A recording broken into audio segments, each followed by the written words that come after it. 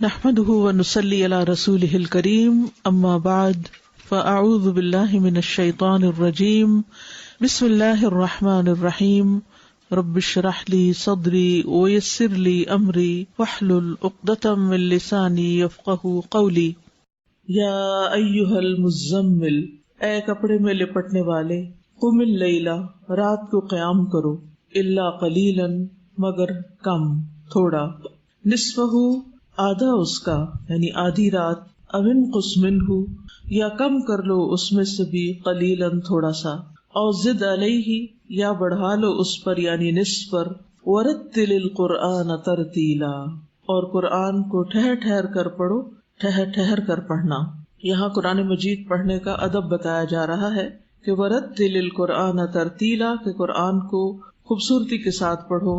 آہستہ آہستہ پڑھو، اطمینان کے ساتھ پڑھو، سمجھ کر پڑھو، قرات میں ایک ایک حرف کو واضح کر کے پڑھو، حسن ادائیگی اور ٹھہراؤ کے ساتھ ادا کرو۔ قرآن پاک پڑھنے کے کچھ آداب ہیں جن کا ذکر خود قرآن مجید کے اندر بھی موجود ہے، جن میں سے ایک تو یہی مقام ہے ترتیل سے پڑھنے کا، اور اسی طرح غور و فکر اور تدبر سے پڑھنے کا حکم بھی ہے۔ کتاب انزلناہ الیک مبارک لیدبروا آیاتہ ولیتذکر اولو الالباب، جو کتاب ہم نے آپ کی طرف نازل کی ہے بڑی برکت والی ہے تاکہ لوگ اس کی آیات میں غور و فکر کریں اور اہل عقل اس سے سبق حاصل کریں۔ اور پھر یہاں خاص طور پر ترتیل سے پڑھنے کا حکم ہے، آہستہ آہستہ پڑھنا، ٹھہر ٹھہر کے پڑھنا۔ قیامت کے دن انسان اسی طرح پڑھے گا جس طرح وہ دنیا میں پڑھتا ہے۔ رسول اللہ صلی اللہ علیہ وسلم نے فرمایا، قرآن قیامت کے دن اس آدمی کے روپ میں آئے گا جس کا رنگ اڑا ہوا ہوگا، اور اپنے ساتھی سے پوچھے گا، کیا تو مجھے پہچانتا ہے؟ پھر قرآن کہے گا، میں وہی ہوں جو تجھے راتوں کو بیدار اور دوپہروں کو پیاسا رکھتا تھا۔ اور یقیناً ہر تاجر اپنی تجارت کے پیچھے ہوتا، یعنی لوگ اپنی دنیا کے پیچھے بھاگ رہے ہوتے تھے، اور میں آج ہر تاجر کو چھوڑ کر تیرے لیے ہوں، یعنی تو نے دنیا میں مجھے وقت دیا تو آج میں تیرے لیے ہوں۔ پھر اسے دائیں ہاتھ میں بادشاہت اور بائیں ہاتھ میں ہمیشگی دی جائے گی، اس کے سر پر وقار کا تاج رکھا جائے گا، اور اس کے والدین کو 2 عمدہ پوشاکیں پہنائی جائیں گی، وہ اتنی قیمتی ہوں گی کہ دنیا و ما فیہا کی کوئی چیز ان کا مقابلہ نہیں کر سکتی۔ اس پر وہ دونوں کہیں گے، اے رب، یہ پوشاکیں ہمارے لیے کہاں سے ہیں؟ یعنی والدین کہیں گے کہ یہ ہمیں کیوں پہنائی جا رہی ہیں؟ تو کہا جائے گا، اپنے بیٹے کو قرآن سکھانے کی وجہ سے۔ اور بے شک صاحب قرآن کو قیامت کے دن کہا جائے گا کہ پڑھتا جا اور درجے چڑھتا جا، یعنی جنت کے درجے چڑھتا جا بلندیوں کی طرف، اور اسی طرح ٹھہر ٹھہر کر پڑھ۔ وَرَتِّلْ كَمَا كُنْتَ تُرَتِّلُ فِي الدُّنْيَا، جس طرح تو دنیا میں ٹھہر ٹھہر کر پڑھتا تھا، بس تیرا مقام وہ ہوگا جہاں تیری آخری آیت ہوگی۔ تو اس سے پتہ چلتا ہے کہ قرآن کو خوش الحانی کے ساتھ اور اچھی ادائیگی کے ساتھ اور ٹھہر ٹھہر کر پڑھنے سے انسان کے درجے زیادہ بلند ہوتے ہیں۔ اور اس کا یہ معنی بھی کیا گیا ہے کہ ایک ایک آیت کو وقف کر کے پڑھا جائے۔ آپ صلی اللہ علیہ وسلم ایک ایک آیت کو وقف کر کے پڑھتے تھے، جیسے الحمدللہ رب العالمین، پھر وقف کرتے، پھر الرحمن الرحیم پڑھتے، پھر وقف کرتے۔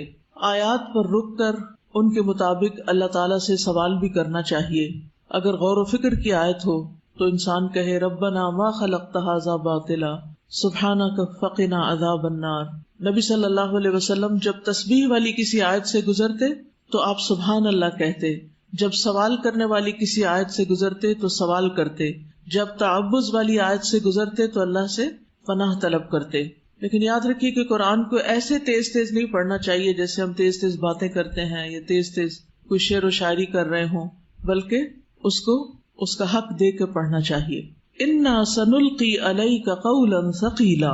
بے شک عنقریب ہم ڈالنے والے ہیں آپ پر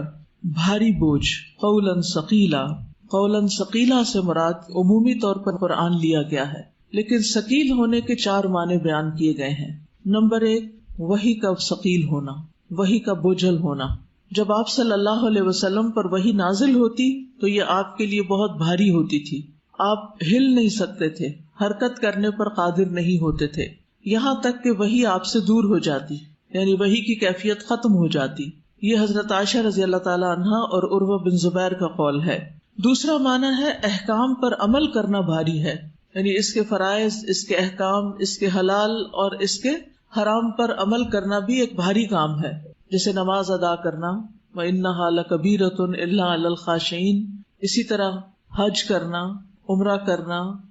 روزے رکھنا، یہ سارے مشکل کام ہیں، نفس پر بھاری ہیں انسان کے۔ تو مراد اس سے ہے کہ ہم آپ پر بھاری کلام یعنی ایسے احکام نازل کرنے والے ہیں کہ جن پر عمل کرنا بھاری ہے۔ نمبر 3، ابن زبیر کا قول ہے کہ قیامت کے دن میزان میں بھاری ہوگا، یعنی قرآن مجید پڑھنے کا جو ثواب ہے، جو اجر ہے، جو فائدہ ہے کہ ایک ایک حرف پر 10 نیکیاں ہیں، تو انسان تھوڑا سا بھی پڑھ لے تو بہت سا اجر اکٹھا ہو جاتا ہے، یعنی کم وقت میں بڑی کمائی ہے یہ۔ تو اس لیے قرآن کی تلاوت اور قرآن کے سمجھنے اور اس کے ساتھ وقت گزارنے سے کیا فائدہ ہوگا کہ قیامت کے دن اعمال نامہ بھاری ہو جائے گا۔ اور چوتھا معنی معزز ہے، ثقیل بمعنی کریم۔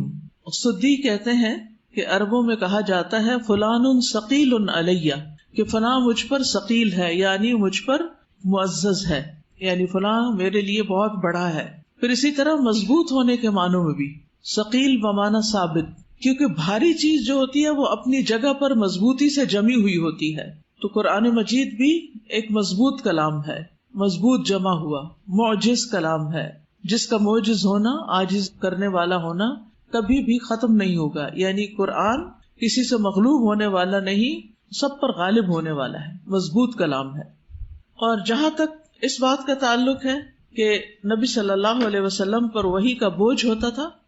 تو اس کے بارے میں متعدد احادیث ہیں۔ عبادہ بن صامت کہتے ہیں کہ جب نبی صلی اللہ علیہ وسلم پر وحی نازل ہوتی تو آپ کو سخت تکلیف ہوتی اور آپ کے چہرے پر اس کے آثار نظر آتے، مشقت کی وجہ سے پیشانی سے پسینے کے قطرے ٹپکنے لگتے، خاص سردیوں کا موسم ہی کیوں نہ ہوتا، پورے جسم پر وحی کا بوجھ ہوتا۔ زید بن ثابت کہتے ہیں کہ میں رسول اللہ صلی اللہ علیہ وسلم کے لیے وحی لکھتا تھا، جب آپ پر وحی نازل ہوتی تو آپ کو سخت کپکپی اور بہت زیادہ پسینہ لاحق ہو جاتا جو موتیوں کی طرح ہوتا، پھر آپ کی یہ حالت دور ہو جاتی تو میں کھجور کی بغیر پتوں کے چوڑی شاخ لے کر آتا، آپ مجھے لکھواتے اور میں لکھتا جاتا، میں فارغ نہ ہوتا حتیٰ کہ قریب تھا کہ ثقل قرآن سے میری ٹانگ ٹوٹ جاتی، یعنی قرآن کے بوجھ سے۔ اور اس میں خاص طور پر ایک خاص